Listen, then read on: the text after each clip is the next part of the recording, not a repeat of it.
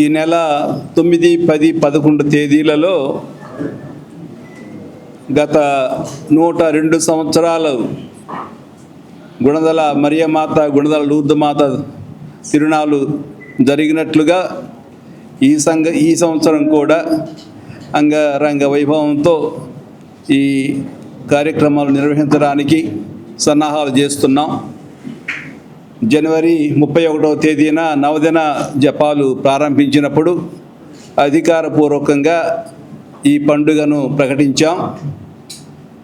వేలాది మంది భక్తులు వస్తున్నారు. ఇప్పుడే మేము ప్రతి సంవత్సరం పాటించినట్లు ఇప్పటి నుంచి ఈ నవదిన జపాలతో ప్రార్థనాపూర్వకంగా ఆధ్యాత్మికంగా ఈ పండుగకు సిద్ధమవుతున్నాం. ఫిబ్రవరి 9, 10, 11వ తేదీలలో చాలామంది భక్తులు, మరియమాత భక్తులు తరలి వస్తారు. ఆ సమయాల్లో కూడా చాలామంది పీఠాధిపతులు వస్తారు. ఈ సంవత్సరం కడప పీఠాధిపతులు, ఇంకా విశాఖపట్నం అతి మేత్రాణులు, నెల్లూరు మేత్రాణులు దీనికి రానున్నారు.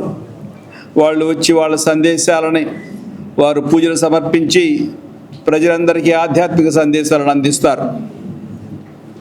అదేవిధంగా ఈ 3 రోజుల్లో వేరే ఆధ్యాత్మిక కార్యక్రమాలు ఉంటాయి.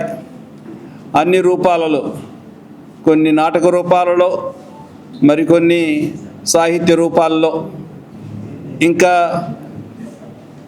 వేరే ప్రార్థనలు, సంస్కారాల ద్వారా వచ్చిన వాళ్ళందరూ తమను తాము ఇంకొకసారి దేవుని మార్గాల్లో నడవడానికి అనుగుణంగా చేసుకొని వాళ్ళు భక్తితో, విశ్వాసంతో మళ్ళీ తిరిగి వెళతారు ఇంటికి.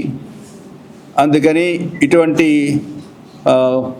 పండుగకు, ఇటువంటి తిరునాళ్లకు మేమందరం పోయిన సంవత్సరం లాగా గత చాలా సంవత్సరాలుగా చేస్తున్నాం. కాబట్టి ఈ విజయవాడ డయాసిస్, విజయవాడ మేత్రాసనం ఉన్న గురువులు, ఇంకా దైవాంకితులు అందరూ దీనికి అందరం కలిసి సన్నాహాలు చేస్తున్నాం.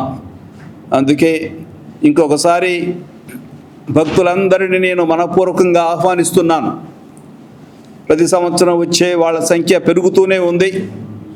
ఇంతవరకు మేము చెప్పేది ప్రతి సంవత్సరం దగ్గర 10 లక్షల మంది వస్తున్నారని చెబుతున్నాం. దానికి ఆధారాలు ఉన్నాయి. ఎందుకంటే మనం చూసినట్లయితే రాత్రులంతా ఇది భక్తులతో నిండి ఉంటుంది. కొండ ఎక్కేవాళ్ళు, దిగేవాళ్ళు, అదేవిధంగా ముఖ్యంగా 3వ రోజున విజయవాడలో ఉన్న అందరూ భక్తులు, క్రైస్తవులు, క్రైస్తవేతరులు అందరూ మరియమాతను దర్శించి ఆమె దీవెనలు పొంది మళ్ళీ ఇంటికి తిరిగి వెళుతున్నారు. ఇది అందరికీ సంతోషకరమైన వార్త. అందుకే అందరి అభివృద్ధికి, అందరి శ్రేయస్సుకి ఇక్కడ ఈ పండుగ రోజున మనం ప్రార్థనలు చేయబోతున్నాం. ఎందుకంటే దైవ సన్నిధి, దైవానుగ్రహం మనకు లేకపోతే మన జీవితాలు దుర్భరంగా ఉంటాయి. అందుకే ఎప్పుడు మనం దేవుని వైపు తిరిగి మనకు కావలసిన అనుగ్రహాలను కోరుకుంటూ ఉండాలి. క్రైస్తవం, కథోలిక ధర్మం ముఖ్యంగా మరియమాతను మనందరి కొరకు ప్రార్థించే వ్యక్తిగా మనకు అందజేస్తుంది. ఆ మరియమాత భక్తి ఇక్కడ గత 102 సంవత్సరాలుగా ప్రాచుర్యంలోకి వచ్చింది. ఇంకా చాలామంది భక్తులు ఇక్కడికి వస్తున్నారు. తమిళనాడులో వేలంకిని మాత మందిరాలు ఉన్నాయి, వేలంకిని మాత పుణ్యక్షేత్రాలు ఉన్నాయి. అక్కడికి చాలామంది వెళుతున్నారు. మన రాష్ట్రం నుంచి, ఇతర రాష్ట్రాల నుంచి అక్కడికి వెళుతున్నారు. అదేవిధంగా ఇతర రాష్ట్రాల నుంచి కూడా మన దగ్గరకు వస్తున్నారు. తెలంగాణ నుంచి, ఒరిస్సా, అదేవిధంగా కర్ణాటక, తమిళనాడు నుంచి చాలామంది భక్తులు మన పుణ్యక్షేత్రానికి వస్తున్నారు. ఒక్కొక్క పుణ్యక్షేత్రానికి ఒక్కొక్క విలువ ఉంది, ఒక్కొక్క ప్రత్యేకత ఉంది. మన ప్రత్యేకత ఏంటంటే కొండ మీద వెలసిన మరియమాత, కొండ మీద వెలసిన లూర్దు మాత, ఆ తల్లి అందరికీ అనుగ్రహాలు సంపాదించి పెడుతుంది.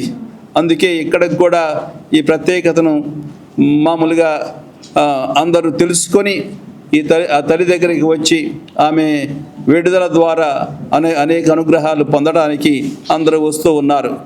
అందుకని ఇంకొకసారి భక్తులందరినీ నేను ఆహ్వానిస్తున్నాను. ఈ విషయాన్ని అందరికీ తెలియజేయవలసిందిగా పాత్రికేయులందరినీ నేను కోరుతూ ఉన్నాను.